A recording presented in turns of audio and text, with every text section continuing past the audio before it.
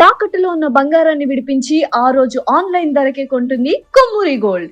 నమస్కారం అండి, సుమన్ టీవీకి స్వాగతం. నేను గీతాంజలి. ఇవాళ మనతో పాటు ఉన్న అతిథి డాక్టర్ కృష్ణమాచార్య గురువు గారు.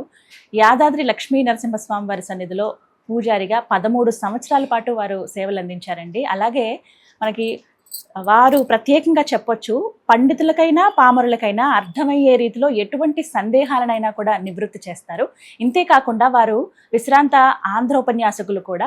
ఎంత చక్కగా మాట్లాడతారో అందరికీ తెలిసిన విషయం. అయితే ఇవాళ చాలా మంది ఎన్నో సందేహాలు, ప్రశ్నలు అంటే కామెంట్స్ రూపంలో అడిగారు. వాటన్నిటికీ ఇవాళ గురువు గారి మాటల్లో మనం సమాధానాలు తెలుసుకుందాం. గురుగారు నమస్కారం అండి. జై జై విజయీ భవ విజయీ భవ, అన్ని విజయాలు చేకూరుగాక. రాబోతున్నది యమునా పుష్కరాలు. మరి ముందుగా పుష్కరాల యొక్క విశిష్టత ఏమిటి? చాలా పుష్కరాల ఇది గురించి ఇది గొప్పది తెలిసి ఉండదగింది. కృష్ణుడు జైల్లో పుట్టాడు, జైలు నుంచి వెళ్ళాడు యదుకులానికి. ఎక్కడి నుంచి దాటాడు? యమునను దాటాడు. యమునా ఎవరి? సూర్యపుత్రులు, సూర్యపుత్రిక యమునా నది. పావనం.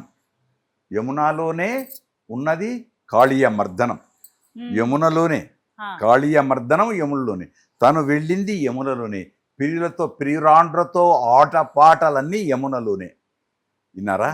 ఆ యమునా నది స్నానం చేస్తే యమభీతి ఉండదు. అంటే పవిత్రత. గంగ. అలానే చార్ధామ్లో కూడా గంగోత్రి, యమునోత్రి. నేనే కొత్తగా చెప్పడం లేదు, యమునోత్రి ఉన్నది చార్ధామ్లో. ఆ పుష్కరాలు వస్తున్నాయి కనుక ఎప్పుడో వెళుతావో వెళ్ళవో ఇప్పటికైనా వెళ్ళిరా అనగానే వెంటనే మనకొక్క పెద్ద గొప్పది, ఆ 12 రోజులే గొప్పది అని ఉరుకుతాం. సంవత్సర కాల పర్యంతం ఆ శక్తి ఉంటుంది. మొన్న ప్రయాగరాజులో ప్రమాదాలు అవన్నీ జరిగాయి కనుక అలాంటి ప్రమాదాల్లో పరిగెత్తి ప్రమాదాలను కోరి తెచ్చుకోకూడదు. ప్రశాంతంగా వెళదాం.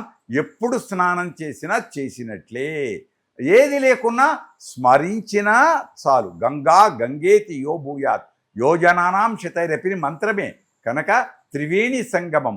గంగా, యమున, సరస్వతి, ఈ 3 నదులు 3 రోజుల క్రితమే మీడియా ద్వారా తెలుసుకున్నాం.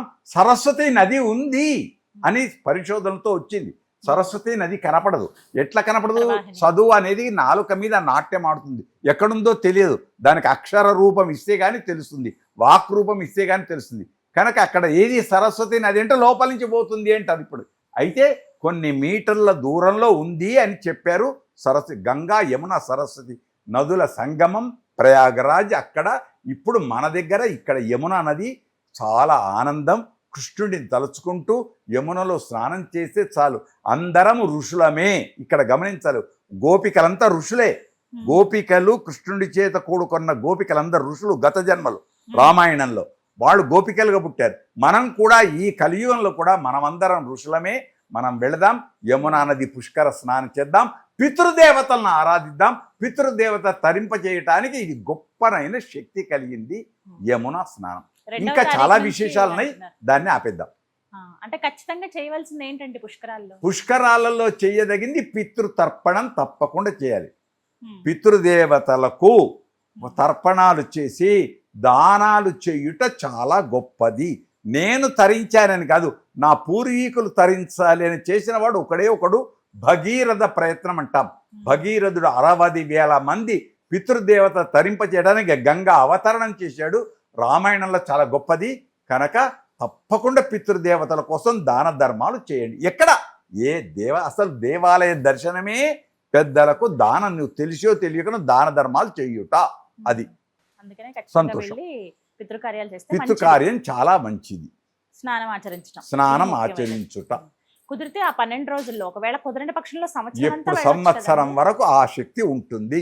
ఆఖరుకు వెళ్ళలేకపోతే అక్కడి తెచ్చుకొని వచ్చిన వాళ్ళ ద్వారానన్నా 2 చుక్కలను పైన చల్లుకుంటే మనం పవిత్రం. మన ప్రాంతంలో కూడా చల్లితే మన ప్రాంతం కూడా పవిత్రం అవుతుంది. ధన్యవాద్. మంచి ప్రశ్న. ప్రపంచానికి అందరికి చెప్తున్నాం, మీరు తీసుకురండి. బాటిల్లో, చెంబులలో తేండి, రాగి చెంబులలో తేండి. రాగి చెంబును కూడా దానం ఇవ్వండి. యమునా తీర్థాన్ని, రాగి చెంబును కలిపి మీ పక్క ఇంటి వాళ్ళకు అందరికీ ఇవ్వండి. శత్రుత్వం పోడగొట్టుకోండి, మిత్రుత్వం పెంచండి. చక్కగా వివరించారండి. ధన్యవాదాలు. ధన్యవాద్.